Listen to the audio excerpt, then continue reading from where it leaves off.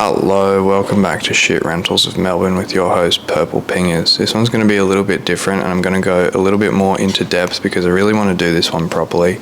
I am going to post it on YouTube if you want to actually scrub through it properly because Instagram and TikTok suck. The link to my YouTube is in my link tree.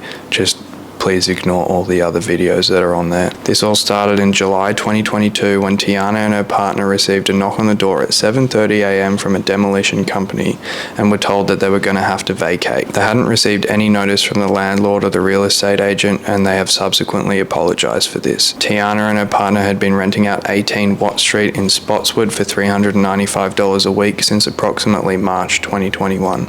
The property was rented out by Compton Green and it has been managed by them since at least 2013. On the 17th of Feb 2023, Tiana and her partner received an eviction notice. The notice detailed that the house was going to be demolished and they were required to vacate by the 19th of April 2023. The notice also stated that it was a Section 91ZY demolition under the Residential Tenancies Act and it stated that they had the required documentation. Section 91ZY of the Residential Tenancies Act requires the rental provider to have obtained all necessary permits and consents in order to make the tenants vacate the property. This means they need a building permit for demolition. At the time of writing, the Hobsons Bay City Council has no record of a building permit for demolition for 18 Watt Street. They did advise that it sometimes takes up to 7 days for this to be reflected on their records, but considering that the eviction notice was received in February, I think enough time has passed. Ultimately, the landlord was going to build a new house on the premises after evicting the tenants, but the building contract was with Porter Davis Homes, which was liquidated on 31 March 2023, so this didn't go ahead. The tenants handed the keys in on 10 March 2023, then in May 2023, the real estate agency put the property back up for rent at a massively increased price of $635 a week, which was a 61% increase. A little fun fact about the Residential Tenancies Act is that if you evict someone under Section 91ZY, you are not able to put the house up for lease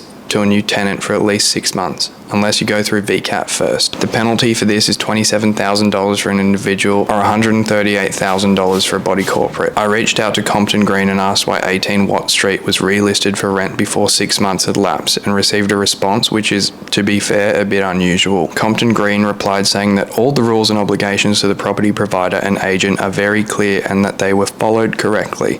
However, the demolition was the beginning of a new build for the owner. However, the builder was Porter Davis Homes.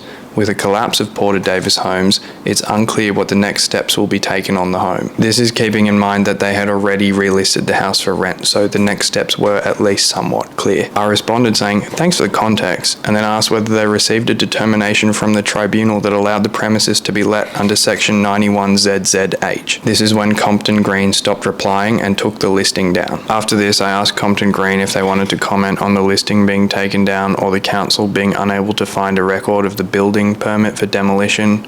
I'm yet to receive a response. Now, let's have a chat about real estate agents and their legal obligations under the Estate Agents Professional Conduct Regulation. Section 6 requires real estate agents and their representatives to have a working knowledge of the Act and regulations, but I'm yet to meet a single one that does. Ultimately, the real estate agent has an obligation to know the law, know that it means they can't rent the house out for 6 months unless they have a VCAT determination, and know that they are required to have the building permit in order to evict the tenant. Also, for an agency that describes themselves as the ethical real estate agents, I'm not sure how ethical it is to evict a couple saying the property is going to be demolished and then just not demolish the house and relist the house and increase the rent by 61%. This is what Consumer Affairs had to say. Consumer Affairs Victoria cannot comment on individual cases. Should a rental provider wish to demolish their property, they are required to provide a rental with a notice to vacate 60 days in advance. This must include written evidence of the intended demolition. Evidence that rental providers must give includes the building permit for demolition and the contract with a qualified builder demolisher stating the date the demolition will occur. A rental property cannot be released to another renter until 6 months from the giving of the notice to vacate has passed. Rental providers who wish to release a property sooner must seek approval from the Victorian Civil and Administrative Tribunal.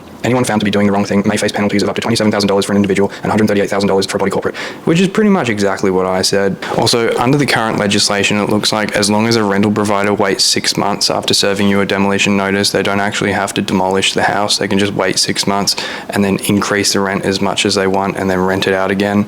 So there's a lot more to this story, but I'm trying really hard not to get in trouble. If you like this video and the stuff that I'm doing and want to support what I do, please feel free to buy some merch in my link tree, but only if you can afford to. This will hopefully help me make the government actually do something about the fact that real estate agents are dodgy as fuck. Everything I do is the government's job. Like, we have the laws, they exist, but the government won't do anything until some random idiot on TikTok makes a video about it and opens himself up to significant legal risk.